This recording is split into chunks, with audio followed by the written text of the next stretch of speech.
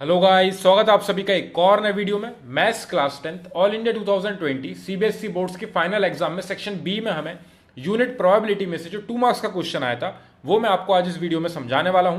Question है हमारा, a child has a die who 6 faces shows the letter as shown below ABCDEA। ठीक है ना। तो हमारा जो नॉर्मल डाइस होता है उसमें नंबर्स होते हैं 1 से लेकर 6 तक, जिसको हम यूज करते हैं कोई भी गेम खेलने के लिए। लेकिन यहाँ पे जो डाई है उस पे अल्फाबेट्स लिखे हुए हैं ABCDEA। तो ए जो है वो 2 बार रिपीटेड है। ठीक है। The dice is thrown once. इस डाई को जो है एक बार फेंका जा रहा है, सिर्फ और सिर्फ एक बार। What is the probability of getting. यहाँ पे 2 क्वेश्चन पूछे उन्होंने इन दी एंड। एक आपको प्रोबेबिलिटी फाइंड करनी है ए आने की और एक आपको प्रोबेबिलिटी फाइंड करनी है डी आने की। तो सॉल्यूशन स्टार्ट करने से पहले मैं आपको प्रोबेबिलिटी का थोड़ा मेन कंसेप्ट, जो बेसिक कंसेप्ट होता है वो समझा देता हूं। यहाँ पे प्रोबेबिलिटी का मतलब होता है हमारे किसी भी चीज की होने की संभावना। यानी कि अगर हम देखें तो एक नेचुरल प्रोबेबिलिटी से मैं आपको इसको एक्सप्लेन करता हूं। हमारा डेली सनराइज होता है, तो सनराइज होने की प्रोबेबिलिटी जो है वो हमारी 100% होती है, क्योंकि सूरज डेली ईस्ट से निकलने वाला है। तो वो जो प्रोबेबिलिटी है वो 100% होती है। तो 100% प्रोबेबिलिटी को हम 1 से रिप्रेजेंट करते हैं। और अगर किसी भी चीज की प्रोबेबिलिटी जो है वो 0 है, यानी कि कोई भी चीज जो है उसकी संभावना जो है बिल्कुल 0 है कि वो चीज होने ही नहीं वाली है, तो उसको हम 0 यानी कि 0 से रिप्रेजेंट करते हैं। तो आपकी जो मैक्सिमम प्रोबेबिलिटी होगी वो 1 होगी, जो आपकी मैक्सिमम संभावना है, जिसको हम बोलते हैं कि यार 100% ये चीज होने वाली है। जब हम हमारा एग्जाम देके आते हैं, एग्जाम देके हमें पता चल गया कि हमने बहुत अच्छा पेपर गया है हमारा, तो हमारी पास होने की जो प्रोबेबिलिटी है वो वहीं पे हमें पता चल जाएगी कि वो टोटली 1 है, जिस तरीके से हमारा एग्जाम गया है। ठीक है। और हमारा यहाँ पे 0 कब होगा, जब हमें पता है कि वो चीज एक्चुअली में होने वाली ही नहीं है, तो वो आपका 0 होगा। ठीक है ना। तो 0 से 1 के बीच में आपके पूरी प्रोबेबिलिटी चलती है। इसके बीच में आपके फ्रैक्शन में वैल्यूज आएंगी, हो सकता है 1/4 आए, हो सकता है आपका 1/3 आए। तो ये सब जो है वो पॉइंट में रहते हैं 0 से 1 के बीच में। तो इस तरीके से आपके आंसर्स आएंगे फ्रैक्शंस में या फिर पॉइंट्स में, लेकिन सबके सब 0 और 1 के बीच में होंगे। ठीक है। एक और केस देखते हैं हम। जैसे कि हमने एक कॉइन टॉस किया। अगर हम कॉइन टॉस कर रहे हैं तो या तो हमारा हेड्स आएगा या तो हमारा टेल्स आएगा। तो अब यहां पे हमारा हेड आने की जो प्रोबेबिलिटी है, जब आप कॉइन को टॉस करोगे तो हो सकता है हेड आए या फिर हो सकता है टेल्स आए। तो इसकी प्रोबेबिलिटी 1/2 होती है, क्योंकि हाफ चांसेस है कि वो हेड आएगा और हाफ चांसेस हैं कि वो टेल्स आएगा। तो 1/2 इनकी प्रोबेबिलिटी होती है। तो ये जो अपॉन में आपकी वैल्यूज आती हैं, इसको निकालने के लिए एक फॉर्मूला उन्होंने डिस्क्राइब करा गया है। तो जो अपॉन में आता है वो आता है टोटल नंबर ऑफ केसेस, या फिर आप लिख सकते हो टोटल नंबर ऑफ आउटकम्स। तो यहां पे आपके टोटल नंबर ऑफ आउटकम्स आते हैं, और ऊपर हमें जिस चीज का आउटकम पूछा गया है, जिस चीज की प्रोबेबिलिटी पूछी गई है, जैसे उन्होंने क्वेश्चन में बोलना find the probability of getting a head when a coin is tossed. तो हेड आने की प्रोबेबिलिटी जो भी होगी वो वाली वैल्यू, जो केसेस आएंगे वो ऊपर आएंगे, और नीचे जो हमारी वैल्यू आएगी वो आएगी टोटल नंबर ऑफ आउटकम्स। तो आपका जो कॉइन है, जो आपका कॉइन है उसके 2 केसेस हो सकते हैं, एक तो हेड्स या फिर एक टेल्स। तो उसके टोटल कंबाइंड अगर हम देखें तो टोटल उसके 2 केसेस होंगे। तो ये होगा हमारा टोटल नंबर ऑफ आउटकम्स, ये हमारा टोटल नंबर ऑफ आउटकम्स होगा। और हेड आने की जो प्रोबेबिलिटी है, तो हमसे जो भी केस पूछा गया है, तो हमारा ऊपर आता है number of outcome of given case. आपको ये फॉर्मूला वहां पे डिस्क्राइब करने की कोई जरूरत नहीं है, लेकिन आपको ये इसलिए लिख रहा हूं मैं यहाँ पे ताकि आपका ये जो बेसिक पार्ट है वो इजीली आपके दिमाग में बैठ जाए। ठीक है ना। तो यहाँ पे number of outcomes of the given case. अब जैसे कि उन्होंने हमें यहाँ पे क्या गिवन केसेस दिए हैं, what is the probability of getting a. तो ए वाला जो केस होगा वो ऊपर आएगा, और टोटल नंबर ऑफ आउटकम्स जो होंगे वो हमारे अपॉन में आएंगे। ठीक है। इस तरीके से हम इस क्वेश्चन में आगे बढ़ेंगे। जैसे कि यहाँ पे हमारा 1/2 प्रोबेबिलिटी कैसे आया, हेड आने के चांसेस कितने हैं, कितनी बार हेड आया है, हमारा सिर्फ एक बार हेड आया है। तो हमारा यहां पे हम लिखेंगे number of outcomes of given cases. Given cases क्या है, आपको हेड आने की क्या प्रोबेबिलिटी है वो बतानी है। तो हेड आपका सिर्फ एक बार आ रहा है, तो ऊपर वाली वैल्यू आपकी 1 आएगी, divided by total number of outcomes. Total number of outcomes क्या क्या हो सकते हैं, या तो हेड या फिर टेल्स। तो हेड और टेल दोनों कंबाइन मिला के 2 केसेस हो रहे हैं, इसलिए प्रोबेबिलिटी होती है हेड्स आने की 1/2। एंड सिमिलरली जब टेल्स की बात करेंगे तो टेल जो है वो आपका एक बार आ सकता है और टोटल नंबर ऑफ आउटकम्स होते हैं आपके 2। तो इस तरीके से प्रोबेबिलिटी जो है वो हमेशा 1 से लेकर 0 के बीच में होगी, इसलिए मैं आपको ये डिस्क्राइब करके बता रहा था एग्जांपल के through.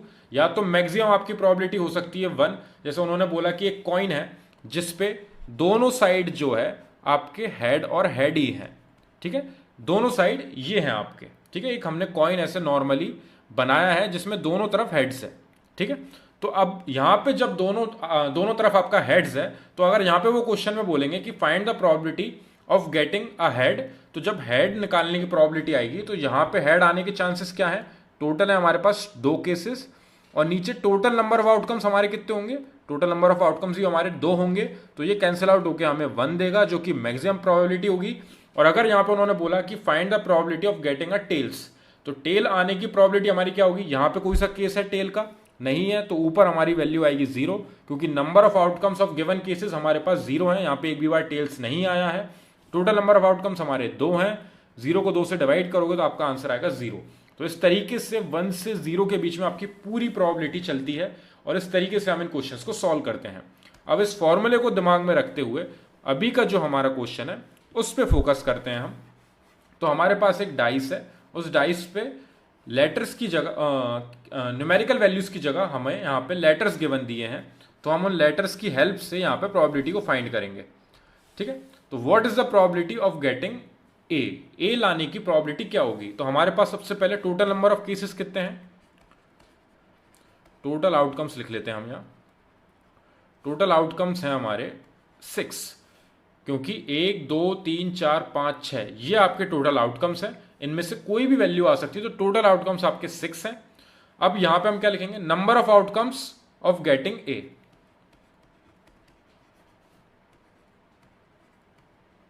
Number of outcomes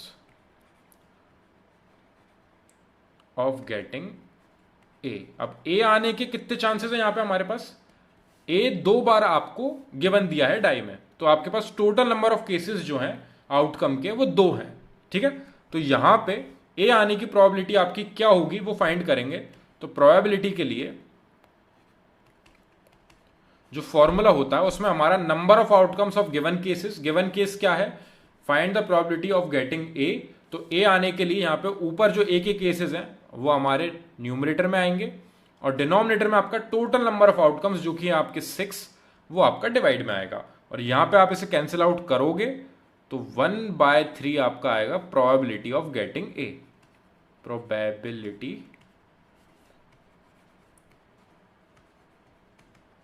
of getting a. तो ए आने की प्रोबेबिलिटी हमें यहां पे 1/3 मिल चुकी है। सेकंड जो चीज हमसे उन्होंने पूछी है वो फाइंड करते हैं। अब हम ये हमने फर्स्ट फाइंड किया है, फर्स्ट केस। सेकंड केस उन्होंने बोला है what is the probability of getting D. तो आपके यहां पे डी के आउटकम कितने होंगे, तो यहां पे आपके number of outcomes of D आने के आउटकम्स आपके कितने हैं, टोटल 1, क्योंकि डी आपका डाई में सिर्फ और सिर्फ एक बार है। ए आपका 2 बार था इसलिए यहां पे 2 आया था, डी यहां पे आपका सिर्फ और सिर्फ एक बार है इसलिए यहां पे डी के केसेस आपके 1 है, और टोटल नंबर ऑफ आउटकम्स हमारे वापस 6 ही होंगे। टोटल आउटकम्स हमारे टोटल है हमारे पास 6। तो probability of getting D, probability of getting D is equals to number of outcomes of the given cases, यानी डी आने के लिए चांसेस आपके डी कितनी बार रिपीट हुआ है इस डाई में, सिर्फ और सिर्फ एक बार, तो डी आपका ऊपर आएगा, ये वाली वैल्यू आपकी ऊपर आएगी, और टोटल नंबर ऑफ आउटकम्स हमारे डिवाइड में जाएंगे, तो इसकी प्रोबेबिलिटी हमारी होगी 1/6 डी आने की, और ए आने की प्रोबेबिलिटी होगी हमारी 1/3। इस तरीके से हमारे यहाँ पे दोनों आंसर्स आए हैं। आपको नंबर आपको इस तरीके से ही मिलेंगे जब आप यहाँ पे टोटल नंबर ऑफ आउटकम्स लिखोगे इस तरीके से। नंबर ऑफ आउटकम्स ऑफ ए आने के कितने चांसेस हैं आपके, 2 हैं, 2 बार आपका ए आ सकता है, ठीक है। अब यहाँ पे जब आप प्रोबेबिलिटी निकालोगे तो यहाँ पे ऊपर वो वाले केसेस आएंगे जिसकी आपको प्रोबेबिलिटी पूछी है, और डिवाइड में आपके टोटल नंबर ऑफ आउटकम्स आएंगे। तो यहाँ पे टोटल आपके पास 6 हैं, क्यों, क्योंकि डाई में 6 फेसेस होते हैं, तो वो 6 फेसेस जो हैं उनमें से कोई सा ही फेस आ सकता है, इसलिए टोटल नंबर ऑफ केसेस में आपका अपॉन में 6 आएगा। और इसको डिवाइड कर देंगे जब हम तो 1/3 आएगा। अगर आप पॉइंट में निकालना चाहो तो पॉइंट में निकाल के लिख सकते हो, तब भी आपको फुल मार्क्स मिलेंगे।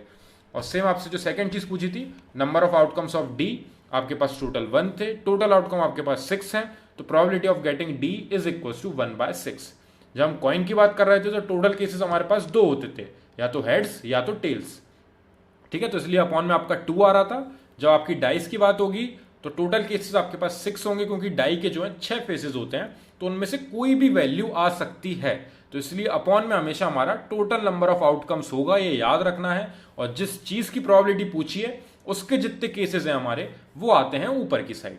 इस तरीके से हम इन क्वेश्चंस को सॉल्व करते हैं, ठीक है। वैसे ये यूनिट बहुत ही ज्यादा इजी है, इसमें हमें मैक्सिमम नंबर स्कोर करना है, क्योंकि प्रोबेबिलिटी में आपको या तो 4 से 5 नंबर का जो पेपर में आने वाला है वो पूरे मार्क्स हमें वहां पे ग्रैब करने हैं, क्योंकि उनमें से हम एक भी क्वेश्चन को गलत नहीं कर सकते, वो हमें फ्री के बोनस मार्क्स मिल रहे हैं। बहुत ही इजी क्वेश्चंस होते हैं इनके, और बहुत ही आसानी से सिर्फ और सिर्फ एक ही फंडे पे चलते हैं। आपको बस टोटल केसेस पता होने चाहिए कि किस तरीके से टोटल केसेस हैं, और जो आपको जिसकी भी प्रोबेबिलिटी पूछी है उसके टोटल नंबर ऑफ केसेस कितने गिवन है आपको।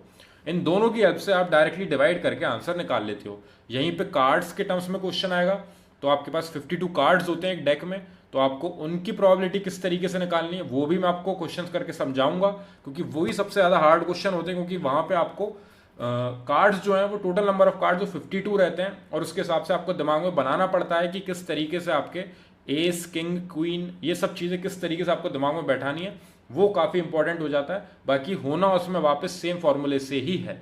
तो कोई भी डाउट हो अगर आपको इस क्वेश्चन में, तो मेरे को कमेंट सेक्शन में डिस्क्राइब करना, ताकि हम इसको पहले सॉल्व कर सकें और फिर नेक्स्ट क्वेश्चन पे बढ़ सकें। Thank you very much for watching this video.